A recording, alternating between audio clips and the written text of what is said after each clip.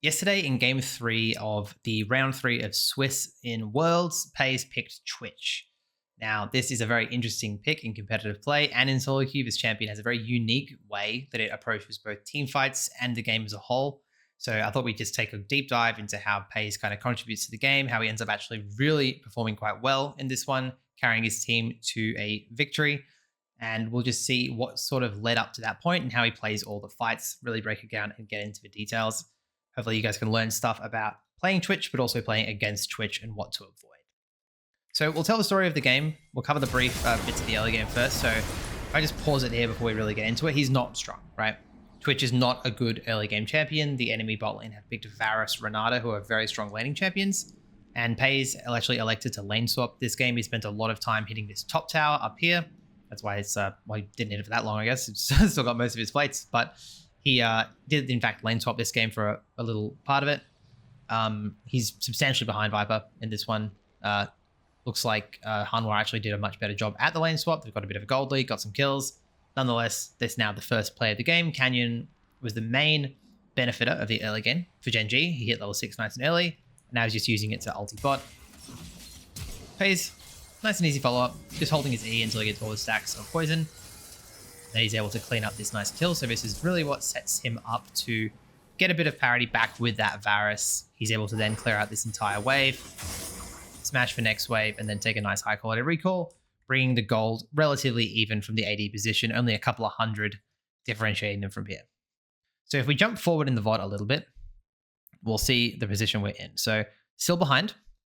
They've actually got the dragon for themselves this game. Peyz is cleaning up minions on the top side in position for these grubs. Now, this is the first time we really get to see his mastery of the champion Twitch and how he approaches a fight. So, instantly stealth, and look at the angle he's coming in from, guys.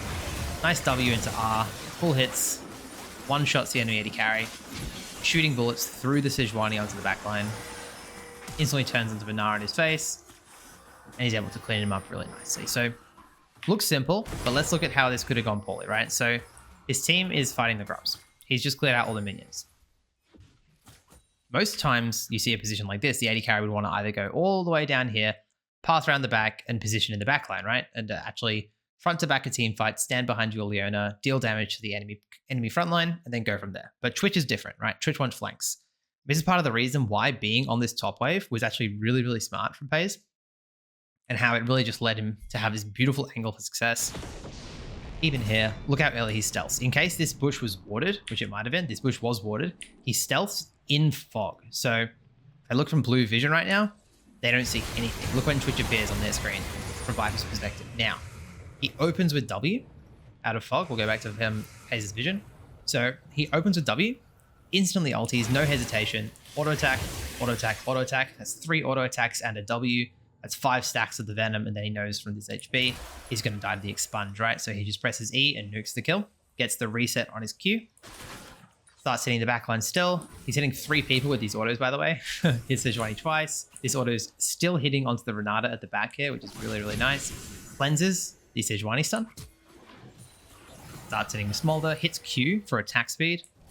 When you get kills as Twitch, as we can read the ability, after exiting Camouflage, he gets 40% of stack speed for 5 seconds. When a champion dies who's afflicted by Venom, the ability's cooldown's refreshed. So you can basically use this as an attack speed steroid in teamfights if you don't need it to go invisible. So he's used that for the attack speed, and then he gets auto, auto, auto, finishes off the Gnar.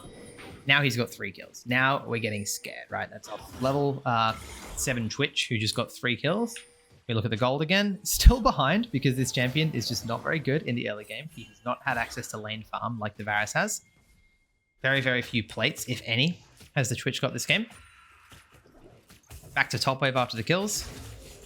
Clears this wave and gets a nice high quality recall. He goes for Blade of the Rune King, which he buys right now. Sells his Doran's Blade to buy Bork and Boots. So that's where we are at this point in the game. Zoom forward a little bit. Twitch is still funneling gold into himself, avoiding combat, doing a really nice job. Cleaning up farm where he can, oftentimes going to the side lanes, I've noticed. He's being the one to clean these side lanes instead of the Ahri. Maybe he feels like he's safer up here and Ahri has a better chance getting mid push. Maybe it's just happenstance and he just happens to be close to the lane, but I like to think that GenG are pretty smart about how they get their lane farm, and this is just the best way for Twitch to kind of get back in the game. He's also really good at punishing people down the long lane. Like Smolder with a Spirit of Shojin would just die to a Twitch if Twitch opened up with Bork and Zeal.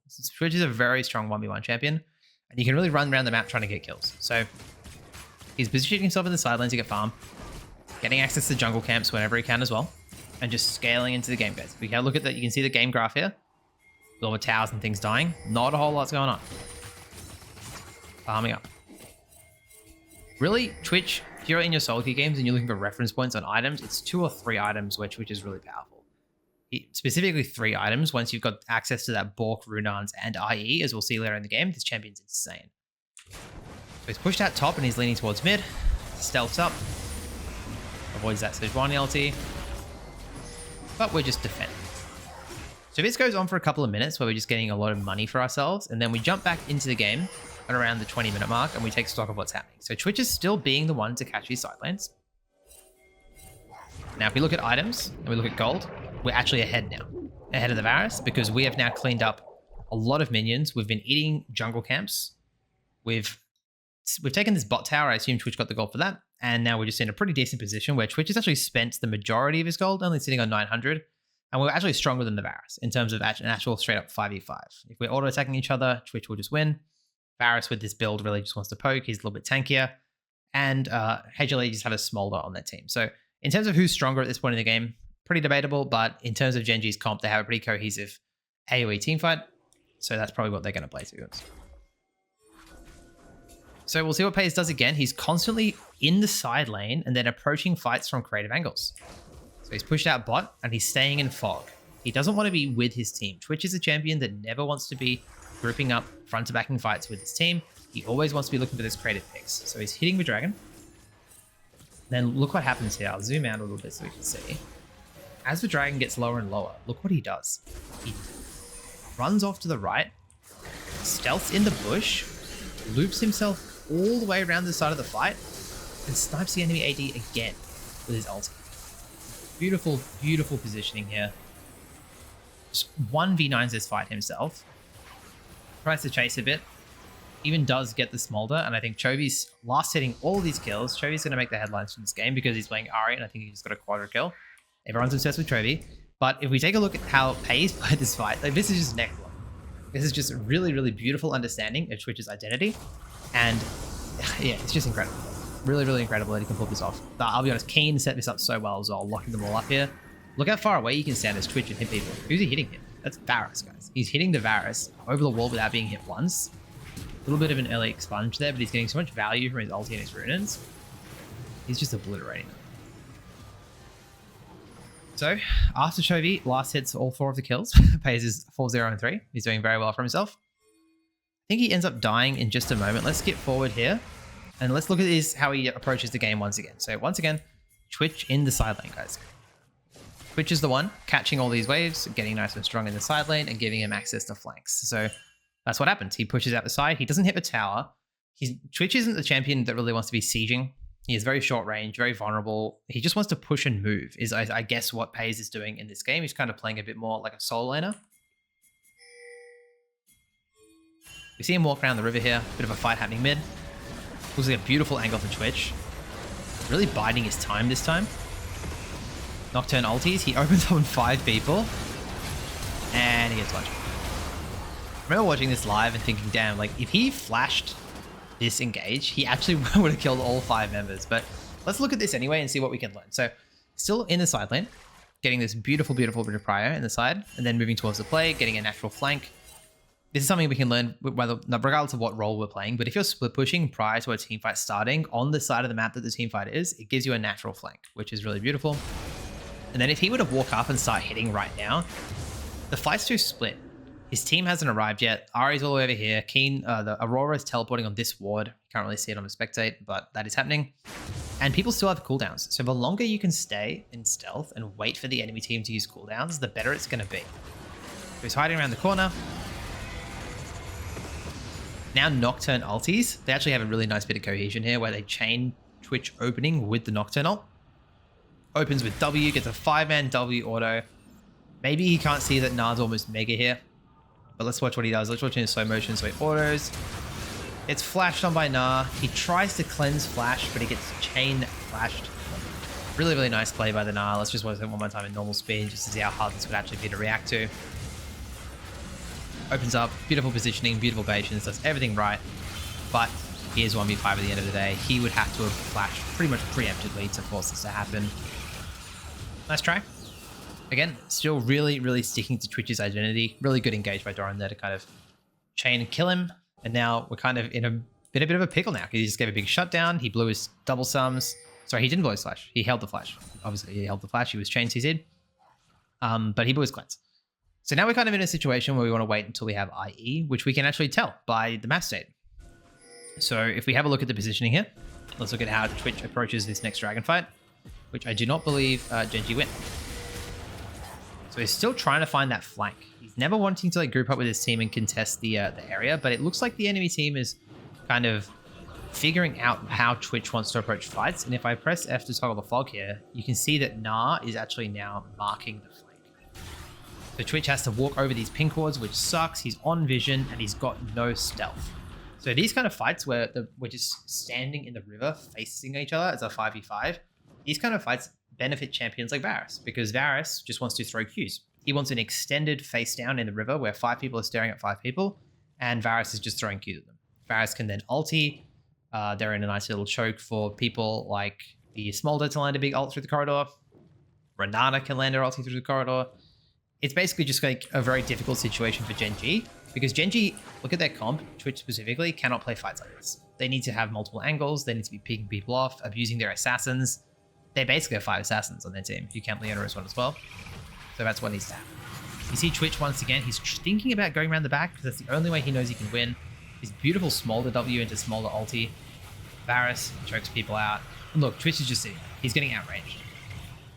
One of Twitch's biggest problems is that he gets outranged as a champion. And look, Hanwha are just dropping pink wards during the fight as well. I think that's the 3rd pink ward that was placed into that bush in the fight. So if you guys want to verse Twitch in a team fight, this is how I would do it. You would place pink wards where you think he's going to be. You would mark the flank as much as possible. And you would force him into situations where he has to play a front to back or poke him out, which is where they hit every single box there. Hanwha, they played this so well. So they really shut down Twitch in every single facet, which is why they won this game. Jumping forward into the game a little bit more, Twitch has double sums, we're very, very strong. Now we're on the mid wave. So we've got our IE. It's a very classic Twitch moment, I think is what's going to occur here. The El Clasico, stealth on the mid wave, Viper, world champion, accidentally steps around the corner and dies to the Twitch. So this is just a classic play. If this works on world champion, it's going to work in solo queue, where what you do is you clear the mid wave as Twitch, as we see here from Peyz, clears the mid wave, dips backwards. We see this from Viper's position. He sees the Twitch leave this way, sees the big fight happening over this position. Viper walks here. Uh-oh, Twitch has opened up. He's screwed. And he's just going to... Nocturne was not even needed for this play. Twitch would have had a solo. Now we can re-stealth, and now they can take over full position of the Baron, start clearing the pink wards. They're actually very, very low from the Smolder, so again, mid first. We saw this in the recent video I did of Gala playing solo queue, but you always need to have a mid first mindset as an AD carry in the mid game. Obviously, Peyz has been playing to the side lane a little bit this game, but generally speaking, you always want to push in mid waves like this before contesting the objective, just to make the enemy team make an uncomfortable decision between ditching waves and contesting the objective. It also just gives you the option to have so much vision of this area as well and really force the opponent to only enter the Baron from one very clear direction, which is this area on the left here. Now Twitch goes invis, contributes his W to the play. Hitting the closest target, this is not the ideal situation for Twitch to fight in, but they are in a numbers advantage now. This is just a complete flip of a 5v5. Beautiful play by Canyon on Nocturne there, getting the smite, then flashing away, but Peyz hunting around for people who are low, trying to get a nice flank, hunting for the Sejuani, who I believe is in this bush. Insanely fast reaction on the cleanse there from Peyz, cleans up the kill. So, not the hottest fight, but they win it because they had a numbers advantage from the start. And now he's going to push the game through with the Baron. Always stealthing before clearing the mid wave just to see if the enemies step out of position. And we're just going to watch this on fast motion just to kind of see how they crack the base. Clearing mid waves. Not overforcing, you notice. Twitch is not the kind of champion that really just wants to walk over here and start hitting this tower. That's not how you end games in 2024. If your Twitch were just to walk over here and hit the tower, he would just get engaged on fire. So gone are the days where we can siege inhibitor towers. We just need to control the whole area of the enemy side of the map and just wait for them to make a mistake. Looks like a mistake has happened. Let's just go back and have a look at this in normal speed. So as you can see, again, Peyz opening up on the mid wave in stealth. And we have a ping cord down here. This is another nice learning we can have before we watch the fight, is that placing ping cords on the mid wave is a really, really nice way to play against Twitch. Stops him from doing this nice little play pattern he has. Looks like Renata face checked the bush with the control. GenG really just controlled the bot side of the jungle pretty nicely. Had all the ping cords down here. Renata felt the need to face check and die. Free dragon for GenG. So skipping forward again, I think what happens here is the Nada is on the side lane, and I believe we have one more team fight to close out the game. I really want to point out that they're really never sieging these inhibs. It's just a really important thing to know. They've got an assassin comp, right? They're very short range. As I always want to play this from the start again, so we get an idea of what happens. So Peyz is not the one to hit the wave. Again, he's trying his best to stay in fog as much as possible, have flanks, have options to get creative and look for picks. He's letting Canyon be the one to push the wave in this sense, and he's just throwing the camps while he does that, staying out of vision. And then look at this position. He goes around the left, Lehens v Leona goes around the right, and look at when he opens up. Bam, right there. Pink, that's his blue trinket, by the way, the Twitch's blue trinket. Blue trinket's the push. Starts opening up onto everyone. Cleanse flushes backwards. Beautiful, beautiful play. Everyone dies. Once again, the kills are being completely chaosed by Keen. This time, let's just watch that one more time in slow motion to see how he executes. But once again, guys, he is not behind his backline. He is not up here hitting the camps in front of us. He is round the right, onto the side. This is what Twitch thrives at. W's the bush, autos Renata. Look what he's clicking. He's auto-attacking the Varus. He's auto-attacking the Ahri. This is Varus who just flashed forward to try and contribute. Cleanse flashes sideways. Sponges. Takes very, very little damage for basically a frontline Twitch. And this play pattern of opening up from the side, then reactively flashing when the enemies turn on you is just a beautiful way to play fights as Twitch.